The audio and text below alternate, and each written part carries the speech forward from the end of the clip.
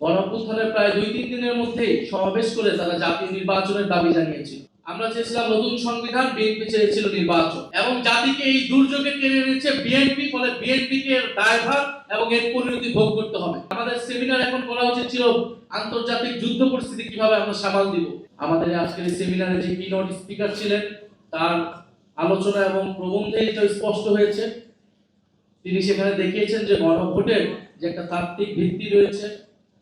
গণভোট গণতন্ত্রে জনগণের সার্বভৌমত্ব, জনগণের ইচ্ছার একটা বহিঃপ্রকাশ হিসেবে গণভোট বাংলাদেশে এবং পৃথিবীর বহু দেশে চর্চিত হয়ে এসেছে। এবং এই গণভোট ছিল বাংলাদেশে গণঅভ্যুত্থান পরবর্তী একটি রাজনৈতিক সমঝোতার জায়গায়। গণঅভ্যুত্থানের পরবর্তী সময়ে বাংলাদেশে দুইটি প্রশ্ন দেখা গিয়েছিল। বিএনপি তখন গণঅভ্যুত্থানের প্রায় ২-৩ দিনের মধ্যেই সমাবেশ করে তারা জাতীয় নির্বাচনের দাবি জানিয়েছিল, এবং বৈষম্যবিরোধী ছাত্র আন্দোলনের পক্ষ থেকে যারা গণঅভ্যুত্থানে আমরা ছিলাম, আমরা বলেছিলাম জাতীয় নির্বাচন আমরা চাই, তবে এই গণঅভ্যুত্থান কেবল নির্বাচনের মাধ্যমে ক্ষমতার পরিবর্তনের হাত পরিবর্তনের জন্য গণঅভ্যুত্থান হয়নি।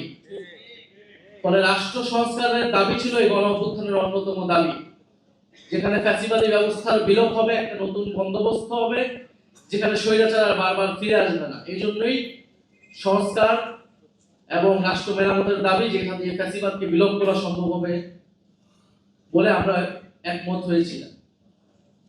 ফলে আমরা চেয়েছিলাম ফ্যাসিবাদের বিলোপ, আমরা চেয়েছিলাম নতুন সংবিধান, বিএনপি চেয়েছিল নির্বাচন। ফলে একটা সমঝোতায় আসা হলো ঐক্যমত্য কমিশনের মাধ্যমে। সেই সমঝোতা হলো সংস্কার। আমরা নতুন সংবিধান গণপরিষদের দাবি থেকে আমরা সংস্কার পরিষদের জায়গায় ঐক্যমত হলাম। বিএনপি ও নির্বাচনের জায়গা থেকে কিছুটা সরে আসে অনেকগুলো সংস্কারে ঐক্যমত হলো, বাধ্য হলো। সেই জায়গা থেকেই গণভোট হলো।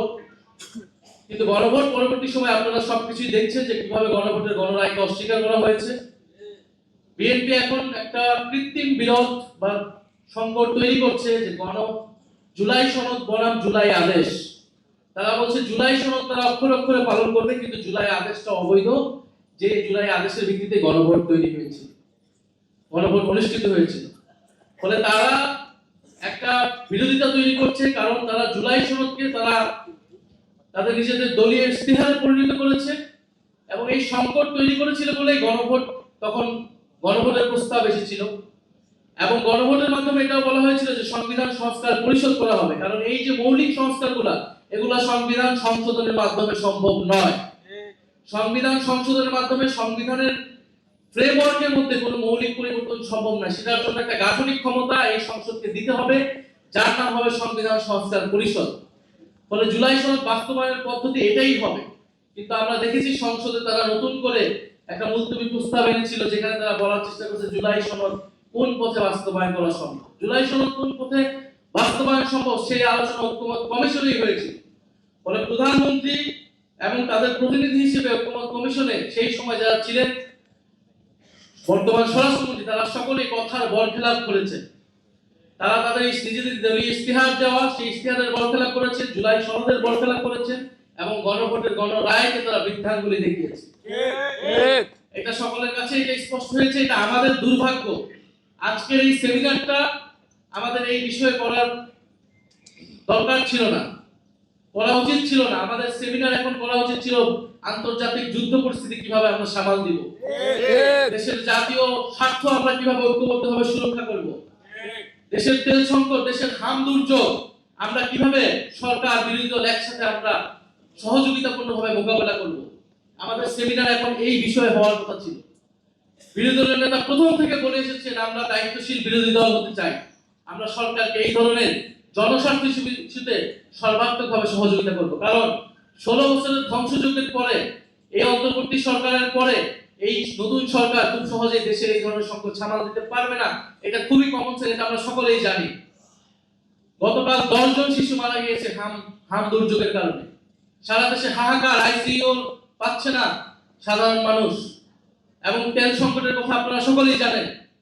কিন্তু আমাদের দুর্ভাগ্য, গত 16 বছর যে রাষ্ট্র সংস্কারের কথা আমরা বলেছি, লড়াই আমরা করেছি, অন্তর্বর্তী সরকারের গত 1.5 বছরে যে জিনিসটা আমরা আলাপ করেছি, এখন আমাদেরকে ঠিক সেই বিষয় নিয়ে কথা বলতে হচ্ছে, সেই বিষয় নিয়ে আলাপ করতে হচ্ছে, সেই বিষয় নিয়ে আবার আন্দোলনের প্রস্তুতি নিতে হচ্ছে এবং জাতিকে এই দুর্যোগে টেনে এনেছে বিএনপি, ফলে বিএনপিকে এর দায়ভার এবং এর পরিণতি ভোগ করতে হবে। এর পরিণতি খুব সহজ হবে না। ফলে এখানে আমি আর কথা বাড়াবো না। যারা আজকে এই সেমিনার আয়োজনে এসেছেন, বক্তব্য দিয়েছেন, আপনাদের গুরুত্বপূর্ণ পরামর্শ আমরা নিব এবং আমরা সামনের জন্য প্রস্তুতি নিচ্ছি এবং সরকারকে এখনো বলবো যে সময় আছে, দ্রুত সংবিধান সংস্কার পরিষদ গঠনের মাধ্যমে এই সংকট সুরাহা করে জাতীয় ঐক্যকে টিকিয়ে রাখুন, না হলে এর পরিণতি আপনাদেরকে ভোগ করতে হবে। ধন্যবাদ। আসসালামু আলাইকুম।